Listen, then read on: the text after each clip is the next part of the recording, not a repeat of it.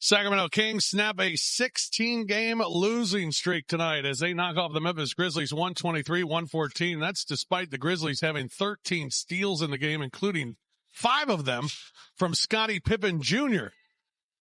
This was early in the game when Scottie had 4 consecutive steals.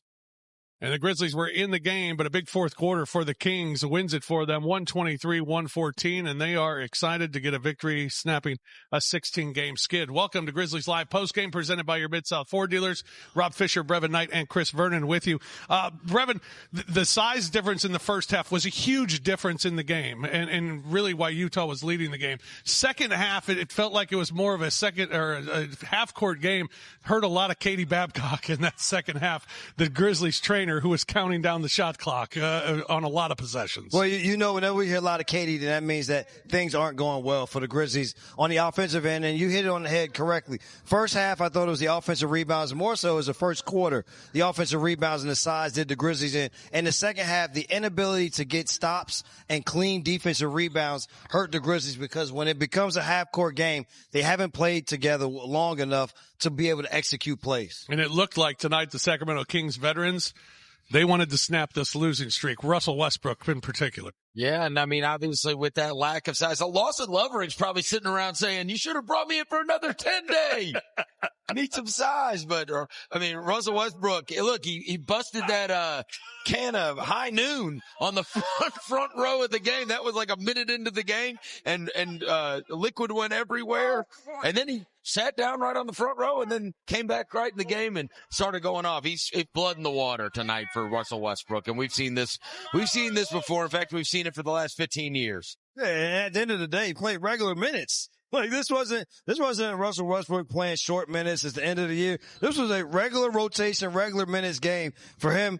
And it looked like the old Russell Westbrook with the speed at which he played, made shots from the three-point line. It was one of those games in which you say, if he is engaged in the game, then it should be this type of night. As there you go with the spray that got him ignited. Look out.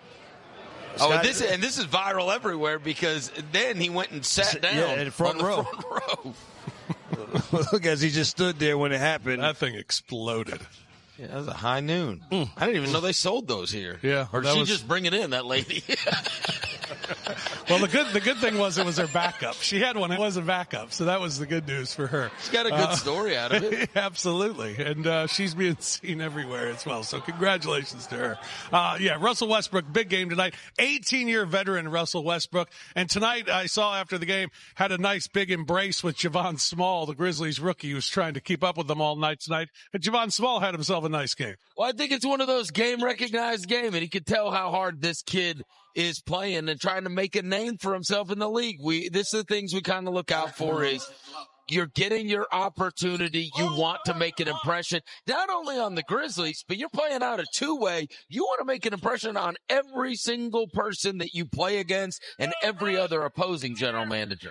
Every night you step on the floor is an audition for not only the team whose jersey you're wearing, but for every other team in the association. And Javon Small has been putting together a very nice highlight tape to be sent around to any other team. If this Grizzlies team has any inclination that he is not the right person for them, and he is doing exactly what you're supposed to do with opportunity. He has seized it, and he is making the most of it. Yeah, you see all the 9 assists for Javon Small tonight, just 1 turnover for Javon tonight as well. So a fine game for him, 21-9.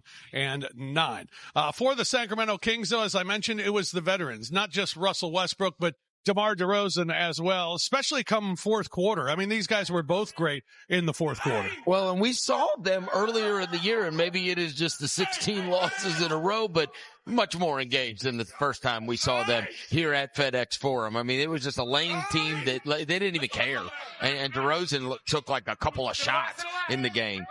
Both Westbrook and DeRozan tonight, both totally engaged throughout. And again, you give credit to them, give credit to this Grizzlies team that it took a normal rotation and it took for a Russell Westbrook, DeMar DeRozan fourth quarter in order for the Kings to pull it out. 2 guys that have been there, done that before. They just went out and were rejuvenated to get it done tonight. Yeah, 123-114, the final score. Grizzlies only led by as many as 2 in this game, and that was in the second half after leading by only 1 in the first half, but they did come back, take a lead by 2 in the second half, but the Kings extending it in that fourth quarter and winning it by 9. 123-114, the final score. We'll be back with more Grizzlies Live postgame after this time. Welcome back, everyone. Grizzlies Live postgame presented by your Mid-South Ford dealers. Javon Small tonight, 21 points, 9 assists, 6 rebounds for the rookie point guard. But the Grizzlies fall to the Sacramento Kings 123-114. They win the season series 3-1, dominated in the first 3 games, and fall tonight to the Kings 123-114, the final score. For the Grizzlies tonight, we talked about Javon Small and Olivier Maxence Prosper started at center for the Grizzlies tonight. Omax came out with the energy, 7 of 9 shooting, another efficient shooting night for Omax tonight. Yeah, and some of these finishes were really, really good tonight. You know, we're coming down. We've only got like maybe the next 2 weeks, something like that. You have to make a decision. I hope they keep him, man. I love the energy, and he is more than just energy. He showed some real skills tonight. No, the energy is just how he plays. Yep. There is no taking away or slighting how good of a basketball player he is. He just does all of these high level things with high energy. Yep. And so it's not a knock on him. It's not a slight at all, because we're not going to take away the ability. He's made threes this year. We've seen him now play off the dribble. We've seen him on the defensive end. So the skill is there for Omax, and I'm with you. I hope that he's able to stick around with this team and play more, because they need more and more guys with that type of look and athleticism. Yeah, double figures now in 5 of the last 6 games for Omax. But the Grizzlies fall tonight, 123-114. Let's hear from the head coach of the Grizzlies, Tomas Isalo, following tonight's loss.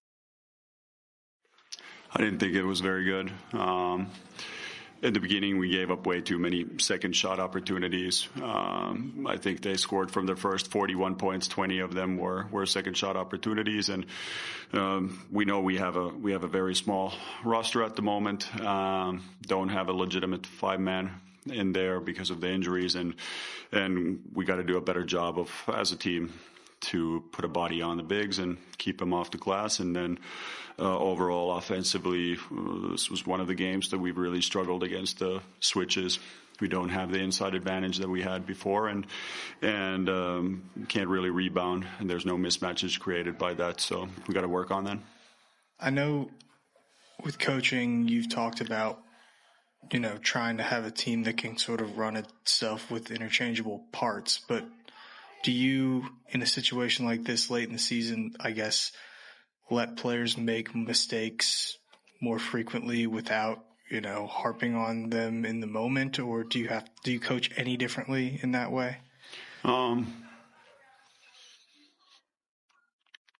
would say that it's one thing to make like mistakes of effort or focus, but we have a ton of guys who've maybe had 1 or 2 practices. Who, it's one thing to know in theory what we are supposed to do, and we've basically covered the very basic stuff, and then there's stuff that comes up during the game that's specific to each opponent, and try to do that during the shoot-arounds, obviously, to cover as much as possible. But it's very hard to be mad at those things, like if it's an execution thing. Now, if it's somebody not sprinting back,